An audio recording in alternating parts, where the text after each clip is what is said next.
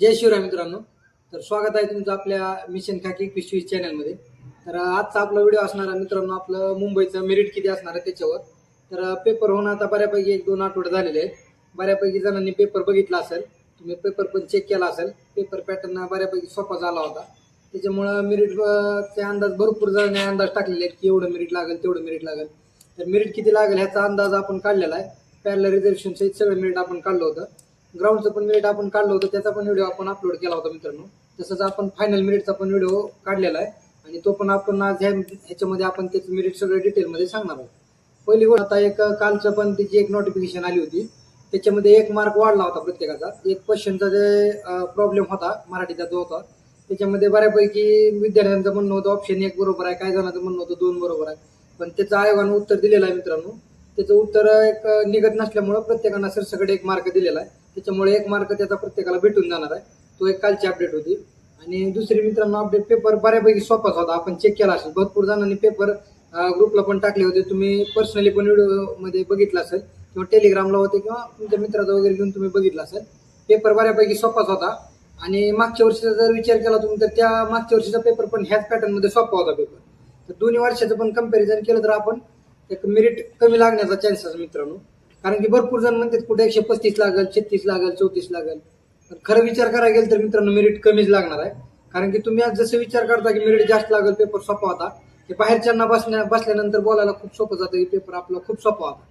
पण ज्यांनी पेपर दिलाय त्यांना रियालिटी माहिती आहे की पेपर कसा होता आणि काय होता.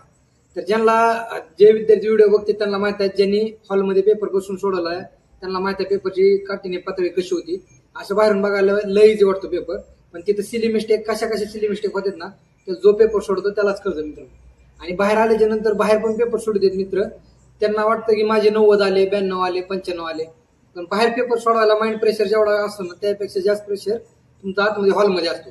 कारण की तुम्हाला ग्राउंडची मार्क, तुम्ही पास झाले असता, तुमची वर्षभराची मेहनत असते, तुम्हाला वाटतं होईल का नाही, होईल का नाही, डोक्यात हे विचार असतात. अजून काही जणांचे फॅमिली प्रॉब्लेम असतात, भरपूर विचार असते डोक्यात. त्याच्यामुळं मेरिटमध्ये तुम्हाला फरक जाणवणार. तुम्ही 100% लागल्याच्या नंतर तुम्ही चेक करू शकता. आणि हे जे आपण मेरिट काढतो हे आपला अंदाजित मेरिट असणार आहे मित्रांनो. म्हणजे कन्फर्म हेच लागलं असं नसतं, पण आपण एक अंदाज काढलेला असतो की लेखीची मार्क किती आहे, त्याच्यानंतर ग्राउंडची मार्क किती आहे, दोन्हीची टोटल मिळून विद्यार्थ्यांची किती अंदाज लागेल असं आपण काढत असतो. जे 1-2 मार्क पाठीमागा आणि 1-2 मार्क पुढे प्लस मायनस थोडा मेरिटमध्ये चेंज होईल, बाकीचं बऱ्यापैकी सरास मेरिट हेच राहील मित्रांनो. तर मित्रांनो तुम्हाला आता मी प्रॉपर मेरिटचा आपण जे अंदाज काढलेला आहे ते तुम्हाला सांगतो. मी पहिल्यांदा तुम्हाला कास्ट सांगतो आणि त्या कास्टचं पॅरलल रिझर्वेशन मध्ये कुठलं आहे ते सगळं मी तुम्हाला त्याच्यामध्ये डिटेलमध्ये सांगतो, तुम्ही चेक करून घ्या. तर मित्रांनो आपल्याला पहिल्यांदा असणार आहे आपली SC कास्ट असणार आहे. तर SC कास्टसाठी आपला जनरल मुलांचा जो कट ऑफ असणार आहे मित्रांनो, तो 125 च्या आसपास असणार. त्याच्यानंतर SC महिला 117 mark, SC sport 110 mark, SC project affected 115 mark, SC earthquake म्हणजे आपलं भूकंपग्रस्त 113 मार्क, आणि एक सर्व्हिसमॅनचा SCचा असणार आहे मित्रांनो 92 मार्क. हे आपलं SCचं होतं. त्याच्यानंतर त्याच्यात पोलीस चाइल्डचा लागू शकतो आपला 108 ते 109 मार्काला. आणि होमगार्डचा जर चेक केला तर 19-20च्या रेंजमध्ये राहील. आणि हे झालं आपलं SCचं.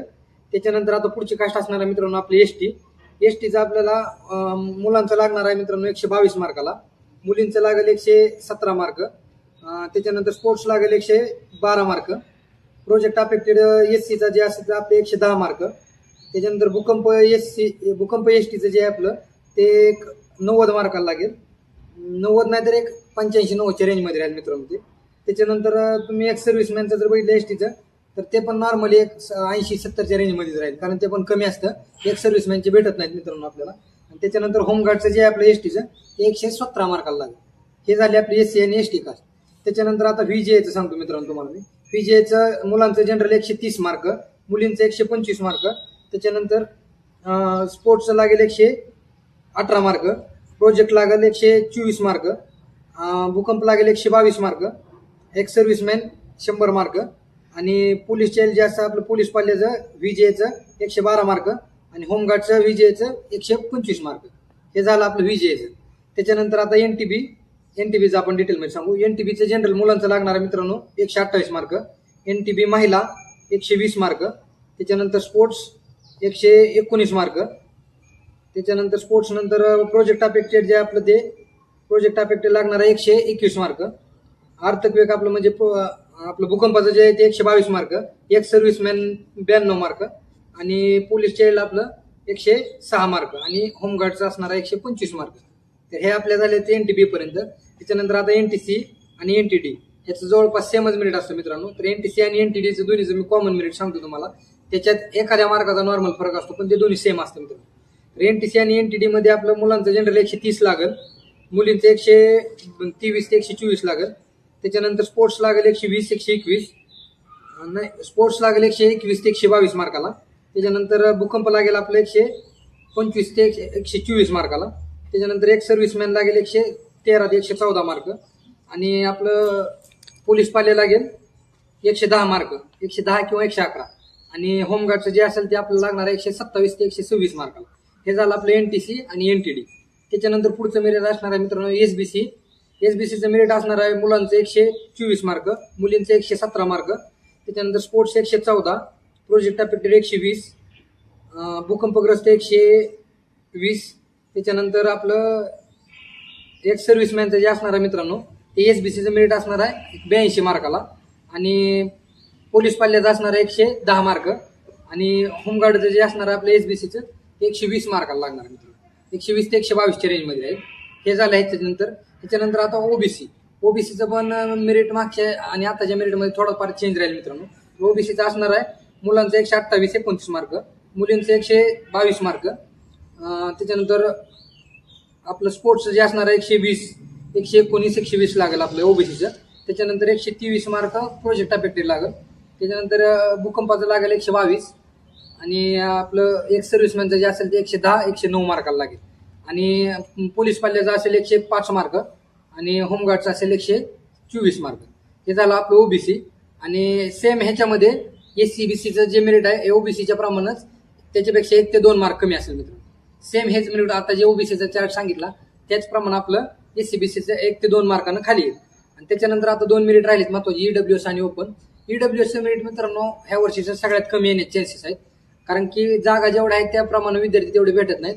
कॅन्डिडेट बऱ्यापैकी ईडब्ल्यूएसचे ओपनमध्ये एससीबीसीमध्ये गेलेले आहेत त्याच्यामुळं ईडब्ल्यूएसचं मेरिट सगळ्यात कमी लागेल मित्रांनो ह्यावेळेस. तर तुम्ही ईडब्ल्यूएसचं मुलांचं जर बघायला गेलं तर 120 मार्क लागेल, मुलींचं लागेल 113 ते 112 मार्क. त्याच्यानंतर स्पोर्ट्सचं लागेल ईडब्ल्यूएस 109 ते 110 मार्क. त्याच्यानंतर प्रोजेक्ट अफेक्टेड लागेल 112 ते 113 मार्क.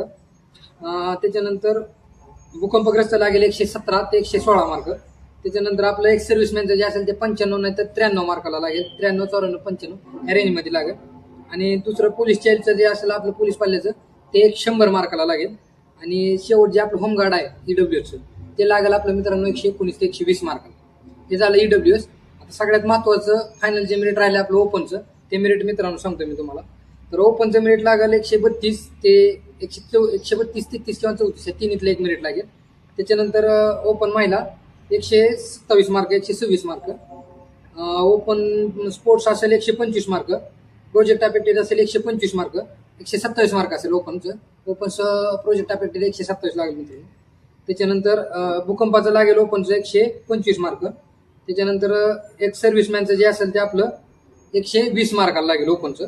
आणि शेवट राहिलं आपलं पोलीस पाल्य आणि होमगार्ड. ओपनचं पोलीस पाल्य लागेल 117 आणि होमगार्डचं जे असेल ते आपलं 128 मार्कापर्यंत लागेल. हे आपलं टोटल ओव्हरऑल सगळ्या कास्टचं मेरिट होतं मित्रांनो. ह्याच्यात 1 ते 2 मार्कच मायनस होणार आहेत, त्याच्याप्रमाणे हे merit as it is hi असं लागेल. त्याच्यानंतर आपलं एक महत्त्वाचे 2 मेरिट राहतील मित्रांनो. अनाथ कॅटेगरी जी असते त्याचं मेरिट पण कमी लागत असतं मित्रांनो. त्याच्यात 2 टाईप असतात अनाथमध्ये 1 आणि टाईप 1 आणि टाईप 2 आणि 3 असतं.